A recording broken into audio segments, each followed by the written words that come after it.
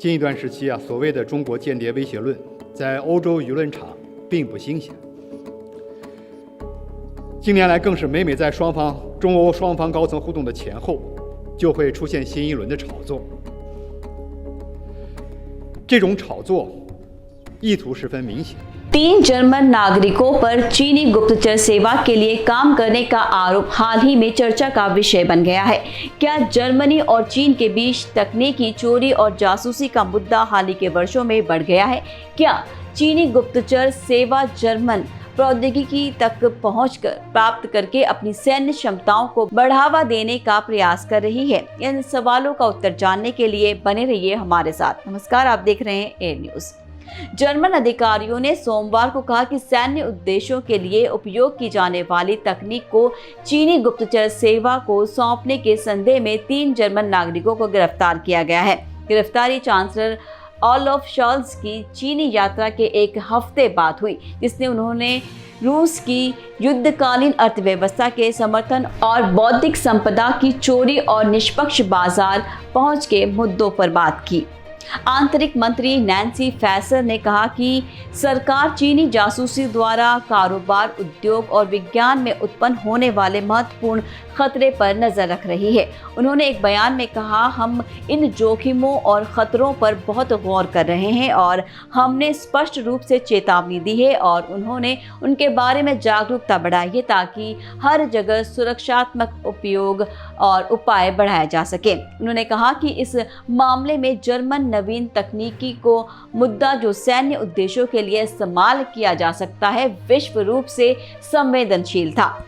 न्याय मंत्री Marco bushman ने एक बयान में कहा, गिरफ्तारी के समय आरोपी अनुसंधान परियोजनाओं के बारे में आगे बातचीत कर रहे थे जो चीन के समुद्री युद्ध शक्ति के विस्तार के लिए विशेष रूप से उपयोगी हो सकते हैं।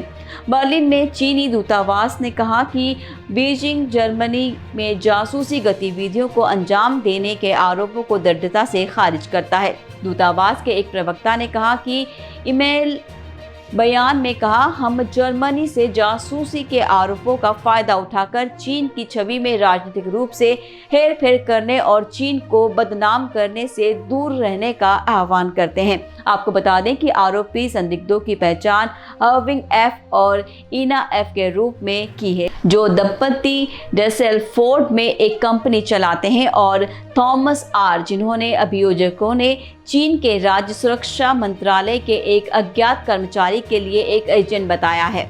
अभियोजकों ने एक बयान में कहा कि दंपति ने अपनी कंपनी के माध्यम से एक जर्मन विश्वविद्यालय के साथ एक सहयोग समझौता किया, जिसमें युद्धपोत जैसे समुद्री इंजनों में इस्तेमाल किए जा सकने वाले मशीनी भागों पर MSM कर्मचारी के लिए एक अध्ययन तैयार करना शामिल था। दंपति ने MSS की ओर से और उसके भुगतान से जर्मनी के एक विशेष लेजर भी खरीदा और बिना किसी प्राधिकार के चीन को निर्यात कर दिया। अभियोजकों ने ये निर्दिष्ट नहीं किया कि लेजर का उपयोग किस लिए किया जा सकता है। अभियोजकों ने कहा कि जर्मनी के घरेलू खुफिया एजेंसी द्वारा एकत्रित की गई सूचना के आधार पर गिरफ्तारी की गई थी। आपको बता दें कि पिछले हफ्ते जर्मनी ने रूस के लिए जासूसी के संदेह में 2 रूसी जर्मन नागरिकों को गिरफ्तार किया था। कहा जा रहा है कि वो रूस के खिलाफ यूक्रेन के लिए जर्मनी के सैन्य समर्थन को कमजोर करने के उद्देश्य से तोड़फोड़ की साजिश रच रहे थे। हालांकि साल 2022 में 3 जर्मन नागरिकों की गिरफ्तारी जर्मनी और चीन के बीच बढ़ते तकनीकी चोरी और जासूसी के मुद्दे को उजागर करती है। पिछले कुछ वर्षों में दोनों देशों के बीच तनाव बढ़ गया है। चीन जर्मन तकनीक और बौद्धिक संपदा तक पहुंच प्राप्त करने में प्रयास में अपने गुप्तचर गतिविधियों को तेज कर रहा है।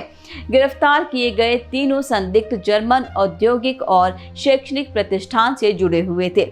आर्विंग एफ और एना एफ एक कंपनी चलाते थे जिसने एक जर्मन विश्वविद्यालय के साथ सहयोग किया था। जबकि थॉमस आर को चीन के राज्य सुरक्षा मंत्रालय के लिए एक एजेंट के रूप में वर्णित किया गया था। अभियोजकों ने आरोप लगाया है कि संदिग्ध चीन के समुद्री युद्ध शक्ति को बढ़ाने के लिए उपयोग जर्मनी प्रौद्योगिकी को चीन के गुप्तचर सेवा को स्थानांतरित कर रहे थे। इसमें जहाज के इंजनों के लिए मशीन भागों पर एक अध्ययन तैयार करना और एक विशेष लेजर निर्यात करना शामिल था।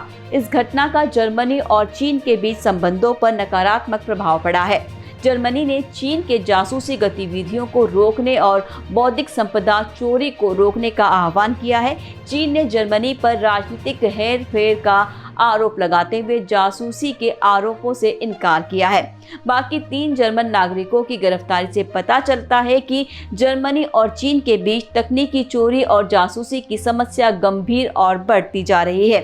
यह जर्मनी के लिए एक बड़ी चिंता का विषय है, क्योंकि ये अपने उद्योगों और अनुसंधान संस्थानों की सुरक्षा करना चाहता है।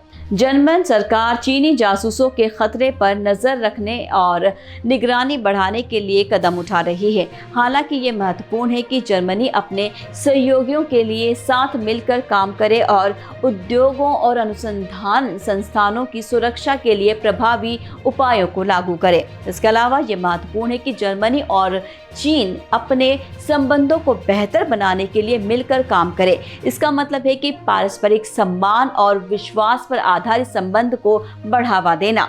दोनों देशों का हित चोरी और जासूसी से मुक्त एक मजबूत और खुले संबंध में है।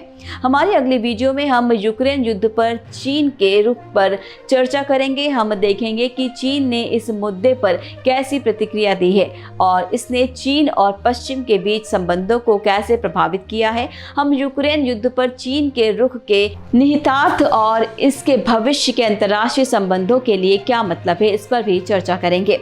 तो बने रहिए हमारे साथ। आप देख रहे थे एयर न्यूज़। नमस्कार।